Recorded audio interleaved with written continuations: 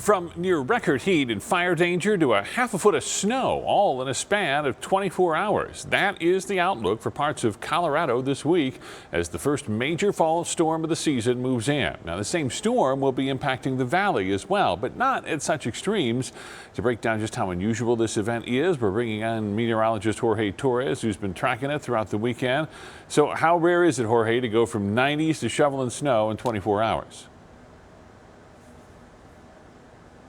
It is quite rare, Steve. You have to go back to nearly 30 years ago when that happened in Denver in the early 90s, and we're getting a taste of that already. It's already 93. Well, that was the high today in Denver earlier this afternoon, and it's fire and ice there in portions of the Rocky Mountain state. You have not only red flag warnings still in effect, but now winter storm warnings in effect as that big-time storm moves in from the north. And here is how it looks right now via Desert Doppler. Right along the I-25 corridor in Wyoming, you have rain and heavy snow right around the Tetons and portions of Yellowstone moving toward Denver.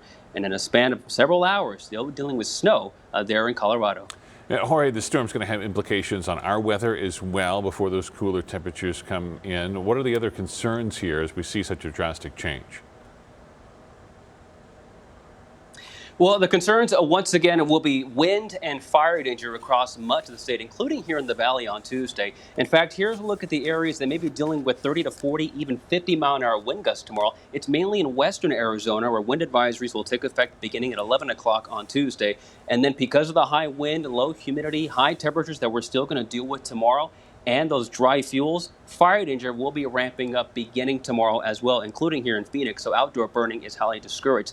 Not only that, the air quality is going to be a concern too because of these wildfires burning not just in California, but also in Fort Collins, they're north of Denver. So that smoke will be drifting into portions of Arizona as well. So that could be some major implications in our forecast tomorrow too. So if you suffer from asthma or COPD, you may want to limit your outdoor activities on Tuesday as well as a result of the thick smoke that we are expecting.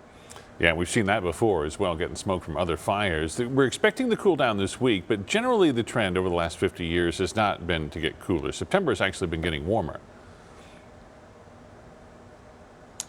Indeed, it has, Steve. In fact, since 1970, the average temperature in Phoenix, we're talking about the morning low and the afternoon high, has been about 5 degrees above average. Not only that, the same goes for our neighbors down south in Tucson and across the west. The fall has been getting hotter and hotter. Now, the extended warmth may sound inviting to some, but it does have implications, including an extended season of disease-carrying mosquitoes, along with the AC continue to be cranked up, and a longer allergy season because of a longer growing season. You touched on the California wildfires a little bit earlier, showing the size of the flames, and the images are just devastating there. How bad has it been there? The weather is still a huge factor in fighting these.